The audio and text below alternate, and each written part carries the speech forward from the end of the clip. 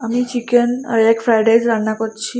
সবজিগুলো প্রথমে কেটে নিয়েছি, গাজর ক্যাপসিকাম মাংসটা কুচি করে নিয়েছি। কড়াইতে তেল দিয়ে দিয়েছি, তেল দিয়ে এখানে নুন হলুদ আর জিরা দিয়ে দিয়েছি। মাংসগুলো ভালোভাবে ভেজে নিয়েছি।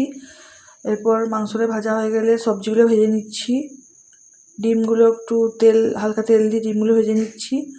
ভাজা ভাজা হয়ে গেলে আমি ভাতটা দিয়ে দিচ্ছি, কিশমিশ কাজু দিয়ে দিয়েছি, একটু মশলা একটু দিয়ে দিয়েছি হালকা করে, ধনে গুঁড়া জিরে গুঁড়া একটু দিয়েছি, গরম মশলার গুঁড়ো দিয়েছি, গোলমরিচ গুঁড়ো দিয়েছি, একটু সয়া সস দিয়েছি কালারের জন্য।